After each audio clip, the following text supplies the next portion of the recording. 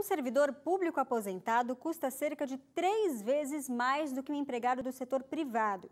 E se esse servidor for militar, esse custo é ainda mais alto. As informações são da Consultoria de Orçamento da Câmara dos Deputados e foram divulgadas pela Folha de São Paulo. Um funcionário público da União que se aposentar neste ano com 60 anos de idade, com expectativa de viver até os 80, deve custar em média R$ 3.340.000 aos cofres do governo. E se for um militar, o montante é ainda maior, quase 5 milhões. O cálculo é da Consultoria de Orçamento da Câmara dos Deputados. No caso dos empregados da iniciativa privada que contribuem com o INSS, o valor é bem mais baixo. Um trabalhador privado que se aposentar neste ano, com expectativa de mais 20 anos de vida, deve custar mais ou menos R$ 1.100.000 aos cofres públicos. Esse custo existe por conta de um desequilíbrio entre regimes da Previdência e é chamado tecnicamente de déficit atuarial. Na prática, significa que se fosse preciso pagar hoje todos os benefícios, a Previdência não teria dinheiro suficiente e, com isso, o Tesouro Nacional seria obrigado a bancar a conta. Ainda de acordo com a Consultoria de Orçamento da Câmara, a reforma da Previdência proposta pelo governo de Michel Temer visa criar uma regra única para a aposentadoria para funcionários públicos e privados. Além disso, as informações divulgadas pela Folha dizem que a União tem um regime de previdência desestruturado, onde cada poder possui sistema próprio e apenas envia informações uma vez por ano ao Ministério da Fazenda. Professor Laureano, um dos motivos aí de discussão da Previdência é justamente saber o que fazer com os servidores públicos e militares. O que você acha que deve mudar?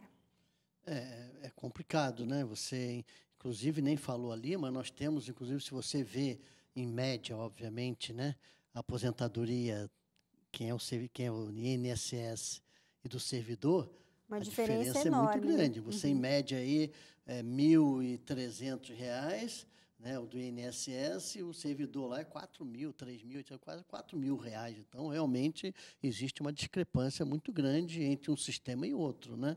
Então, eu acho que realmente alguma coisa tem que ser feita para, né, melhorar essa situação e equiparar, né? Não só isso, como também as mulheres também, né, que também trabalham, né? Agora, e aí, como fazer? Você não pode estar prejudicando também aquele que vai se aposentar. Principalmente agora, esse que tem acima de 50 anos, né?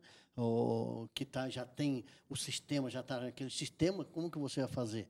Então, acho que o maior problema que nós temos, né, que ele está gerando polêmica, é exatamente como fazer. Quer dizer, você não vai fazer a partir das pessoas que começam a trabalhar agora. Já vai pegar gente que está no sistema. Né? Então, acho que é muito complicado. Agora, eu não tiro da minha cabeça que isso aí é problema de gestão. De gestão. De gestão. Se você tivesse realmente, né, não usasse esse dinheiro para outra coisa, né, para outras coisas, eu acho que você teria até um superávit em cima disso aí. Então, acho que a questão da gestão desse fundo aí, eu acho que é muito importante. Inclusive, você separar, Trajano, a questão da aposentadoria da questão da assistência social, né? Assistência social. Não é? Quer dizer, são coisas diferentes, né? Então, acaba misturando até seguridade também, a questão do hospital, onde que isso é caríssimo, né? Então, tinha que ter uma separação em que não existe, né? Aí sim, aí você teria os desaposentados, aí eu tenho certeza que uma boa gestão não ia ter problema nenhum. Trajano, a sua opinião sobre esse assunto? Não há dúvida que reduzir as diferenças entre funcionários públicos e privados é necessário nesse momento. Mas eu concordo plenamente com o professor Laureano que nós temos que pensar também direito adquirido nesse processo. Por exemplo, eu sou funcionário público, mas minha contribuição não tem teto. Consequentemente, você contribui com valor maior, por isso a aposentadoria é maior também. Agora, ao meu ver, o grande problema do serviço público, tanto civil quanto militar, é o processo de incorporação de rendimento à carreira. Então, temos que pensar um sistema previdenciário onde possibilita que o aposentado receba um salário em função da média salarial durante toda a carreira profissional desse trabalhador. Porque eu chego em final de carreira, tenho promoção, incorporo isso aos meus rendimentos e, aí consequentemente, fica muito exorbitante mesmo. Vou receber um salário de aposentado por exemplo, os militares recebem promoção pouco antes da aposentadoria. Então, isso é um problema seríssimo. Mas nós precisamos rever Que aumenta, isso. né? Isso aumenta o valor demais. disso daí. Então, precisamos ter uma regra de transição para respeitar a expectativa de direito desses trabalhadores, de acordo também, pensando em um processo de gestão mais eficiente e, consequentemente, aproximando essa gestão pública da gestão privada. Isso é fundamental. E fora o desconto, que o desconto nosso chega privado a 11%, o deles é 7,7%. Também existe diferença nisso. Ainda né? tem isso, né? Isso, Quer dizer, precisamos pensar, então, né? o sistema realmente ele é um pouco diferente. Isso, obviamente, que já vem há tempos acontecendo, né?